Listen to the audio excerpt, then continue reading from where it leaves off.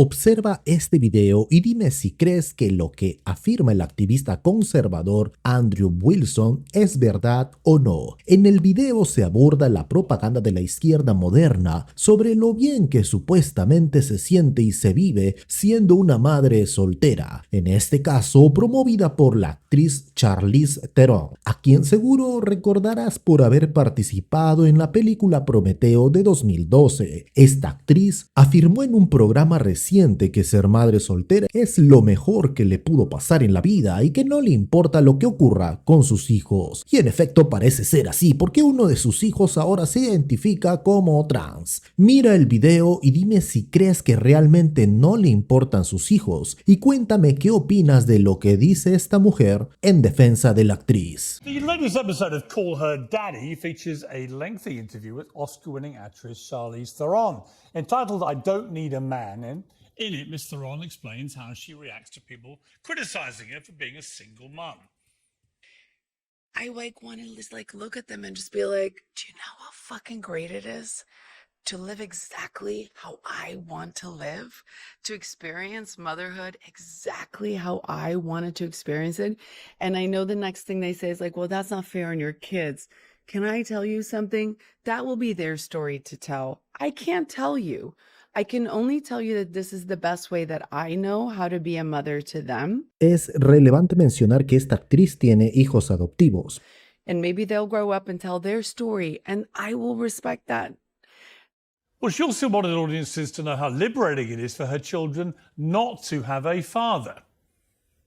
I love that I don't have to run every fucking thing by a guy. I love that I don't have to, well, oh my God, co-parent. I fucking love that I don't have to do any of that stuff. And my children, we joke. Listen, I think you can tell, this is how I raise my kids. Yeah. Right? We don't hide this shit. But don't worry, while Charlize doesn't think husband or father is important in life, she hasn't given up on men altogether. I found this freedom in my 40s where I'm like, oh my God. So I just want to say this in perspective. I've probably had 3 one-night stands in my entire life. Okay. But I did just recently fuck a 26-year-old and it was really fucking amazing. Fuck yes. Yes. And Si un hombre hubiera dicho eso, bueno, ella no hubiera puesto esa cara. I've never done that. And I was like, oh, this is great. Okay. Let me just say, that 26-year-old is the luckiest fucking man walking on this goddamn planet. He's walking different today, knowing, oh my God. He for sure is not, but thank you. No, he is. Andrew, your thoughts on Charlize Theron? She doesn't need a man. She likes banging 26-year-olds when she feels like it. You don't need fathers in life. You just need a strong, badass woman. Well, it's really funny. The reason nobody cares really very much when a 40-year-old attractive woman has sex with some random young man is because it's not impressive.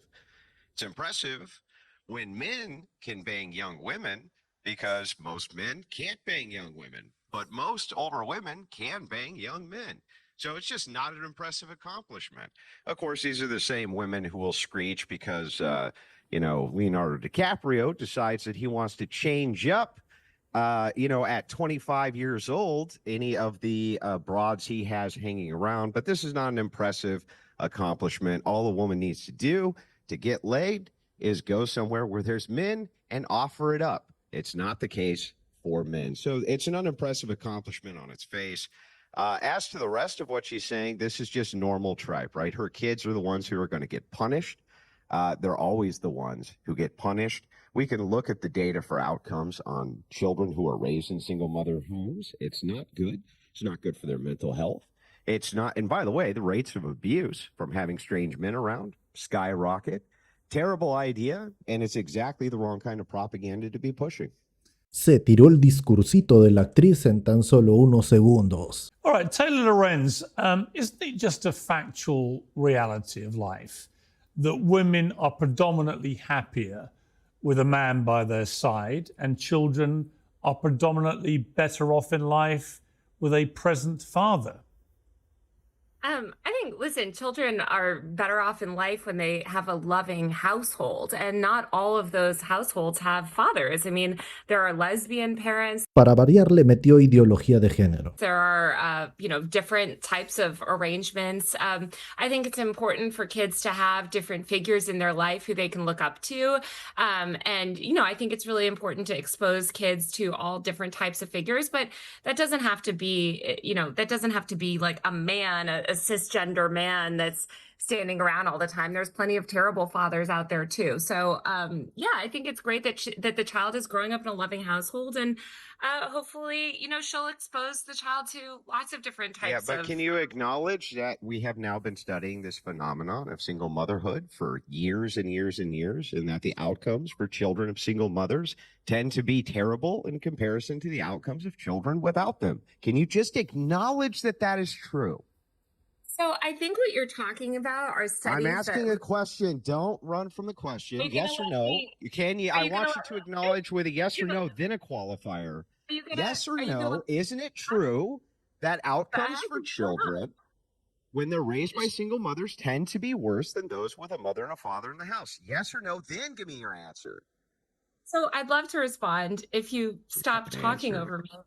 Go ahead. Anyway, most single mothers are not Charlize Theron with millions and millions and millions of dollars. So when you look at studies like that, a lot of it has to do with the economic opportunities that a lot of single mothers have.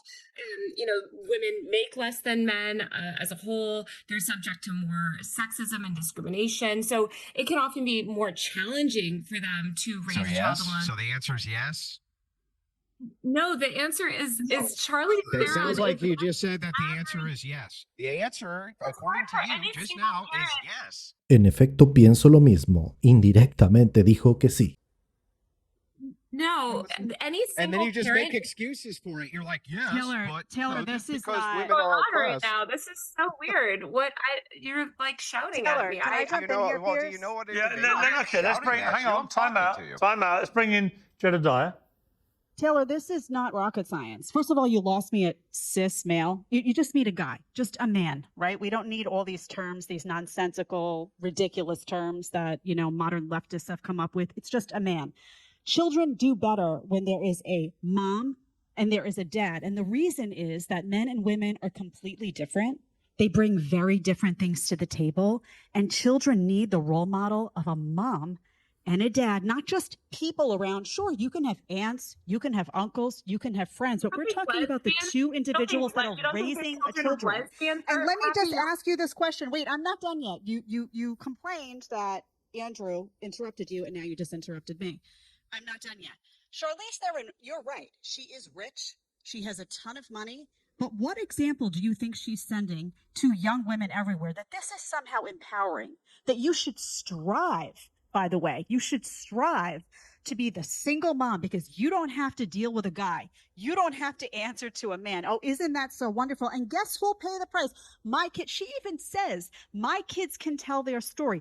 How unbelievably selfish of her to say, my children will one day to get to tell a story that they had no father because I decided that I just wanted to do this myself. Me, myself, and my money. Es curioso cómo hoy en día se celebra la libertad de criar hijos en cualquier configuración imaginable, menos en la única que, según décadas de estudios, da mejores resultados: un hogar con padre y madre presentes. Y no es cuestión de opiniones, es cuestión de datos. Numerosos estudios en psicología y sociología, publicados por universidades nada sospechosas de ser tradicionales, muestran que los niños que crecen sin una figura paterna o materna tienen más probabilidades de desarrollar problemas emocionales, baja autoestima, mayor exposición al consumo de polvos mágicos y dificultad para formar relaciones estables. Pero claro, decir eso hoy es casi un acto subversivo. Hay investigaciones longitudinales que analizan miles de casos y concluyen que, incluso cuando hay estabilidad económica, la ausencia de una figura parental clave tiene efectos medibles en el desarrollo emocional del menor. No estamos hablando solo de sensación de vacío, estamos hablando de mayores tasas